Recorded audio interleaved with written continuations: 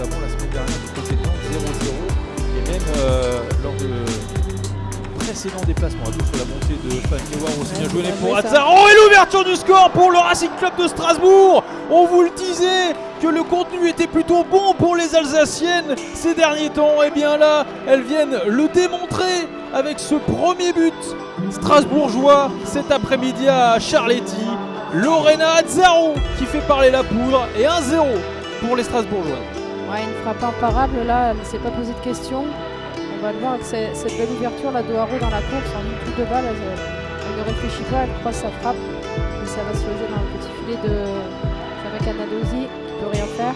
Mentionné la deuxième occasion très nette pour Lorena Azzaro. Gaëtan qui remet une frappe et l'égalisation de la capitaine parisienne. Qui d'autre que l'inusable Gaëtan pour remettre le Paris FC sur les rails. Ça fait un but partout. Gaëtan qui prend les choses en main. Elle ne s'est pas posé de questions. En plus, la pluie aidant avec ses trajectoires qui fusent un peu. Elle a tenté sa chance de loin pour venir surprendre Manon Val avec ce petit rebond là.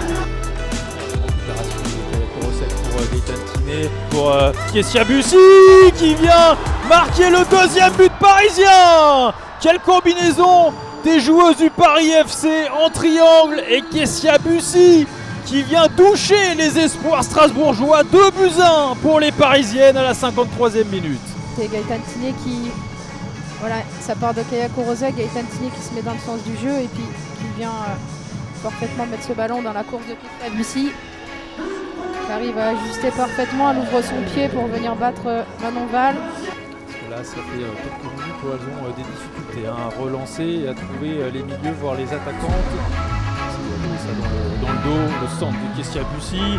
Et ça arrive sur Mathilde Bourdieu qui vient tripler la mise. 3-1 pour le Paris FC qui se met à l'abri à la 74e minute sur ce débordement de Kessia Bussy. Ouais, c'est un beau but là de Mathilde Bourdieu. Vient finir cette action. Une belle passe encore de Gaëtan et puis ce beau centre de Kessia Bussy qui je pense est un peu détourné qui lui redonne un peu de la hauteur. Mais en tout cas il y a Mathilde Bourdieu qui est aux environs de 5,50 là face au but qui vient réattaquer cette trajectoire à son plat du pied. Sans beaucoup de profondeur derrière, attention parce que Talbot ça va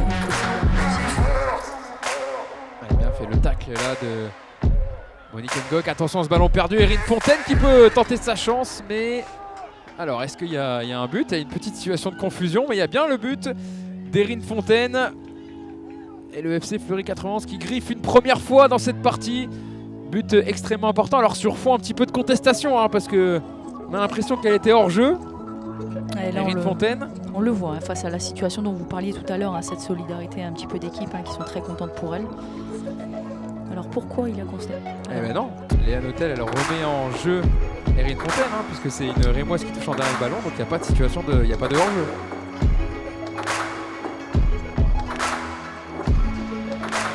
Le pied gauche de Rogan, le poteau, mais ça a suivi derrière. Et le premier but, il arrive au bout de 6 minutes pour les Nantaises. Et la joie, bien sûr, qui fait exploser Marcel Sopin. Julie Pasquereau, elle qui n'était plus titulaire, était là. Elle a très bien suivi cette action. Le coup franc de Rogan est magnifique. C'était vraiment un coup franc pour une gauchère. Elle le met bien, malheureusement il tombe sur le poteau, mais il est très bien suivi par la défenseuse centrale du FC Nantes. Le Brave là qui a été en difficulté. Nouvelle possibilité pour Montpellier. Kadzéré qui tente la frappe lointaine. Mais c'est quoi ce but de Rose Kadzéré? Elle vient de rentrer sur le terrain. Elle a tenté sa chance. Ça passe, je pense qu'Emily Burns aussi a été surprise. Le petit filet, quelle frappe, quelle finition de Kadzéré. Incroyable. Ouais, on n'est vraiment pas sur une frappe coup de pied. Là on est vraiment sur une frappe placée plat du pied, mais avec un peu de force. On le voit, elle s'oriente bien, déjà sur son contrôle, elle s'oriente super bien. Houchen. Très bien fait avec le Vasseur. Le centre, la frappe instantanée de Kadzéré, le poteau rentrant. Encore une fois, Montpellier marque dans le dernier quart d'heure des matchs. Incroyable cette équipe. Un ballon du coup qui est écarté et la capitaine qui fait un très bon centre. Et l'attaquante se retrouve vraiment seule dans la surface de réparation et forcément un plat du pied, poteau rentrant. c'est une rentrée réussie. Marcano et sa bonne conduite de balle qui a aussi de la vitesse. Le centre et ça a suivi. Et l'égalisation de Maureen Cosson. Quel match incroyable. À la 93e minute, Maureen Cosson qui vient arracher le match nul ici au stade Marcel Sopin. Elles avaient encore un peu de ressources, les Nantaises, pour revenir, et évidemment Sopin qui exulte. Qui décale, côté droit, on va arriver jusqu'à visiblement, Penagel qui a la possibilité de centrer, il va y avoir une reprise, le ballon qui va affuser, et Lisa Lichfus qui va immédiatement s'incliner sur cette première tentative dijonnaise. C'est Victoria Pinter, il me semble, qui marque, et Dijon sur sa première tentative qui vient d'ores et déjà marquer son territoire. C'est bien Victoria Pinter qui bénéficie de ce contre favorable, double contre favorable de Océane Picard.